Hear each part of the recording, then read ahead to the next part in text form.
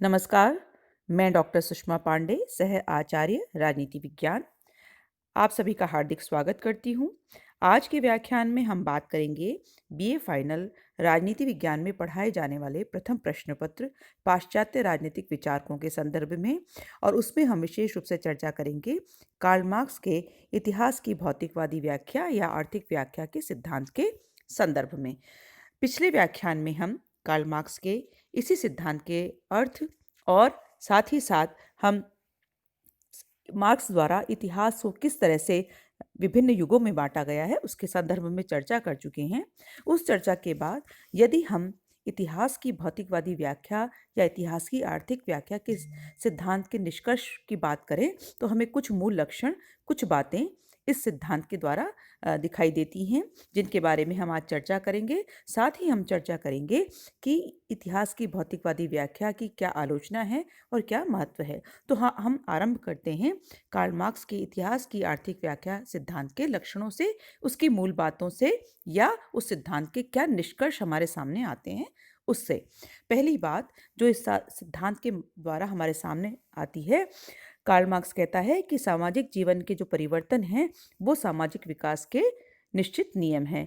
कहने का तात्पर्य क्या है कि वो मान के चलते हैं कि ये जो जितना भी विकास है, जितना भी परिवर्तन दिखाई देता है समाज में, वह ईश्वर की इच्छा या महापुरुषों के विचारों और कार्यों का परिणाम नहीं होते और ना ही वो संयोगवश होते हैं, बल्कि वो नियम हैं जिनके द्वारा ही विकास निर्धारित होता है। दूसरी बात, कार्ल मार्क्स कहते हैं कि प्रत्येक युग की समस्त सामाजिक व्यवस्था पर उसी वर्ग का आधिपत्य होता है जिसे कि उत्पादन के साधनों पर स्वामित्व या मालिकाना हक प्राप्त होता है। तीसरी बात जो इस सिद्धांत के द्वारा हमारे सामने आती है कि जो इतिहास का अध्ययन है वो मानव समाज के विकास के नियमों को जानने के लिए किया जाता है। चौथा लक्षण या चौथी मूल बात कि यहाँ मार्क्स कहते हैं कि किसी राष्ट्रीय समाज के जो विकास की प्रक्रिया में आर्थिक तत्व सबसे महत्वपूर्ण होता है। आर्थिक तत्व से उनका क्या तात्पर्य है कि राष्ट्र के विकास की प्रक्रिया में चाहे वो वस्तुओं के उत्पादन की बात हो, विनिमय हो या वितरण की प्रणाली हो, ये सभी चीज़ें सबसे महत्वपूर्ण होती हैं। तो इन्हीं सबको हम एक शब्द में आर्थिक तत्व के रूप में जान सकते हैं, मान सकते हैं, और उसकी सबसे महत्वपूर्ण भूमिका को हम नकार नहीं सकते। अगली बात जो इस संदर्भ में कार्ल मार्क्स कहते हैं कि समाज की जो समस्त सामाजिक व्यवस्था है वो उत्पादन स्थिति और उत्पादन के साधनों पर निर्भर करती है, और उसी के कारण ये माना जाता है कि अगर उत्पादन स्थिति में परिवर्तन हो जाता है तो विद्यमान राज्य शोषक वर्ग की आवश्यकताओं को पूरा नहीं कर पाता और इसलिए राज्य की प्रकृति में ही परिवर्तन हो जाता है। अगली विशेषता, अगली मूल बात जो कि मार्क्स कहते हैं कि वर्ग संघर्ष मानवीय इतिहास की कुंजी है। इस तरह से वो कहते हैं कि दास युग से लेकर श्रमिक वर्ग के अधिनायकत्व तक वर्ग संघर्ष ने सामाजिक व्यवस्थाओं को परिवर्तित करने का कार्य किया है, लेकिन जो साम्यवादी युग आता है उसमें वर्गविहीन समाज की स्थापना से वर्ग संघर्ष की यह जो प्रक्रिया है वो खत्म हो जाती है। तो इस तरह से वर्ग संघर्ष को कार्ल मार्क्स ने इतिहास की कुंजी या मूल कारण या आधार माना है जिसके कारण परिवर्तन की स्थितियां बनती हैं और यह प्रक्रिया चलती जाती है, लेकिन वर्ग संघर्ष की जो ये प्रक्रिया है वो वर्गविहीन समाज पर आकर के वो एक तरह से खत्म हो जाती है, समाप्त हो जाती है। और सबसे महत्वपूर्ण बात जो कार्ल मार्क्स कहते हैं कि इतिहास की जो आर्थिक व्याख्या का जो सिद्धांत है या इतिहास की जो आर्थिक व्याख्या का जो मूल मुद्दा जो वो हमारे सामने रखते हैं कि किस तरह से वो महत्वपूर्ण है आर्थिक तत्व और किस तरह से इतिहास में उसकी भूमिका होती है, उसके आधार पर वो कहते हैं कि यह जो सिद्धांत है, यह जो व्याख्या है इतिहास की आर्थिक, यह पूंजीवाद के अंत और साम्यवाद के आगमन की अवश्य भावना व्यक्त करता है। यानी वो ये मानकर चलते हैं कि जो इतिहास की जो आर्थिक व्याख्या का जो सिद्धांत है इसके आधार पर ही पूंजीवाद का अंत और साम्यवाद के आगमन की अनिवार्यता की स्थिति को हम देख सकते हैं, उसको देखा जा सकता है। तो इस तरह से यहाँ कार्ल मार्क्स ने इतिहास की आर्थिक व्याख्या के सिद्धांत की चर्चा हमारे सामने की है। अब हम बात करेंगे कि किस प्रकार से कार्ल मार्क्स के इतिहास की आर्थिक व्याख्या सिद्धांत की आलोचना की गई है। आलोचकों का विभिन्न आधारों पर तर्क दिया गया है। सबसे पहली बात, विभिन्न जो आलोचक हैं उनके द्वारा कही गई है कि आर्थिक तत्व पर इस सिद्धांत में अत्यधिक और अनावश्यक बल दिया गया है।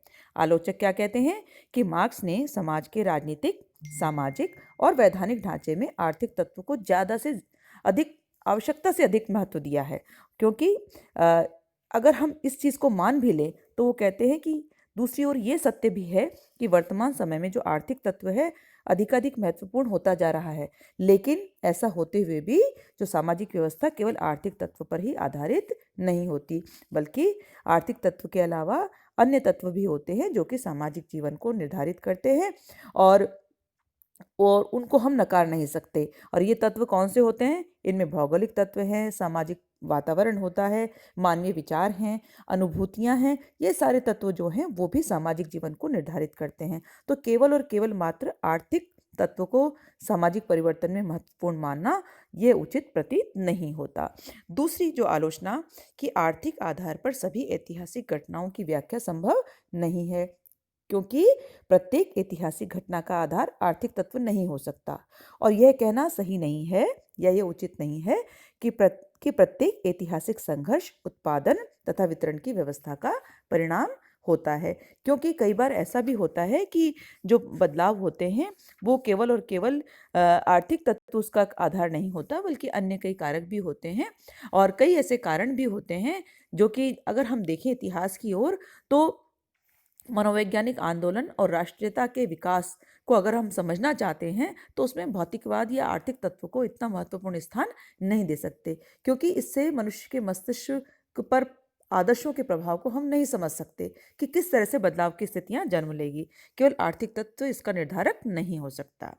तीसरी बात जो कि कार्ल मार्क्स की इस सिद्धांत की आलोचना के साथ हमारे सामने आती है कि इतिहास के निर्धारण में संयोग के तत्व की उपेक्षा।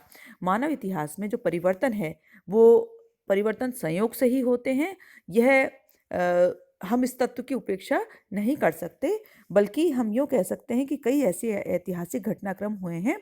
अगर हम उदाहरण के तौर पर देखें कि ब्रिटिश शासन व्यवस्था में पार्लियामेंट और कैबिनेट जैसी जो महत्वपूर्ण संस्थाओं का विकास किसका परिणाम था? संयोग का परिणाम था। तो संयोग के तत्व की उपेक्षा के कारण हम मार्क्स की व्याख्या को उचित नहीं कह सकते। अगली बात जो जो कि कार्ल मार्क्स के इतिहास की आर्थिक व्याख्या की आलोचना के रूप में विद्वानों ने कही है, वह है धर्म की उपेक्षा। कार्ल मार्क्स ने अपने इस विचार में परिवर्तन लाने में धर्म जैसे तत्व की उपेक्षा की है, जबकि अगर मानवीय इतिहास पर नज़र डालें या मानव इतिहास की ओर देखें तो धर्म एक प्रभावक तत्व रहा है।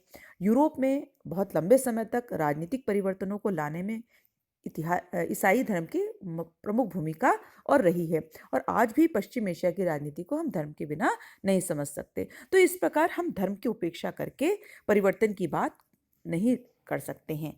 अगली बात जो आलोचना हमारे सामने आती है कि राजनीतिक सत्ता का एकमात्र आधार आर्थिक सत्ता नहीं है।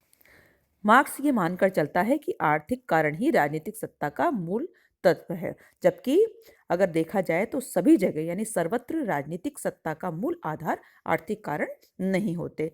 नेपोलियन ने फ्रांस की राजनीतिक सत्ता सैनिक शक्ति से प्राप्त की थी, न कि किसी आर्थिक कारण से। तो इस प्रकार हम ये नहीं कह सकते कि आर्थिक तत्व ही जो होता है वो राजनीतिक शक्ति को पाने का एक महत्वपूर्ण आधार है। अगली आलोचना जो कि हमारे सामने दिखाई देती है उसमें कहा गया है क्या कि कार्ल मार्क्स मानवीय चेतना और सृजनात्मक कौशल की उपेक्षा करता है।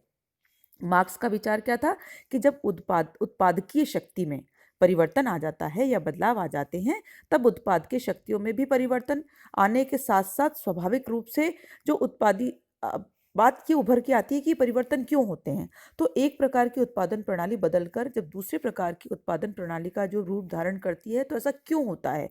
उत्पादकीय शक्तियाँ जो हैं वो इतनी महत्वपूर्ण क्यों हैं, जो जीवन में परिवर्तन लाती हैं, जो कि इतिहास का नेतृत्व करती हैं। अब मार्क्स का उत्तर जो इस संदर्भ में था वो कहते हैं कि पदार्थ गतिशील होता है और गतिशीलता के प्रभाव में भौतिक शक्तियाँ खुद परिवर्तित होती हैं, यानी स्वतः उनमें परिवर्तन होता है। लेकिन सच्चाई ये है कि उत्पादकीय अगर शक्तियाँ जो हैं जो कि समाज से जुड़ी हैं, समाज के विकास से जुड़ी हैं, जैसा कि मार्क्स मानता है, उसमें मनुष्य सचेतन रूप से अपनी रचनात्मक बुद्धि, उद्यम और आविष्कार कौशल का योगदान अगर देता है तो उसमें वो परिवर्तन और अधिक ला सकता है। यह मनुष्य की चेतना है जो अचेतन उत्पादकीय शक्तियों का निर्धारण करती है, उनको विकसित करती है, उनमें बदलाव लाती है। तो इस तरह से हम इस समाज के विकास में केवल उत्पादकीय शक्तियों और संबंधों को आर्थिक तत्व से नहीं जोड़ सकते, बल्कि मानवीय चेतना और सृजन करने की उसमें जो कुशलता है, जो कौशल है, उसको हम नकार नहीं सकते। अगली जो आलोचना है कि इतिहास की जो धारा का राज्यविहीन समाज पर आकर रुकना संभव नहीं है। मार्क्स का विचार था कि इतिहास का जो विकास क्रम है वो राज्यविहीन समाज पर आकर रुक जाएगा। लेकिन प्रश्न ये है कि अगर समाज की अंतिम अवस्था साम्यवादी युग में आकर खत्म हो जाती है, तो वो जो गतिशीलता, जो पदार्थ का जो गुण है, वो उस समय भी उसमें परिवर्तन होता होगा। जिस समय के राज्यहीन समाज की स्थिति आएगी, उत्पादन के साधन भी बदलेंगे, सामाजिक परिस्थितियां भी बदलेंगी और वर्गहीन समाज का जो प्रतिवाद उत्पन्न होगा और फिर साम्यवाद खत्म हो जाएगा। तो इस तरह से हम ये नहीं कह सकते कि ये जो इतिहास की जो धारा है वो आकर राज्यहीन समाज पर रुक जाएगी।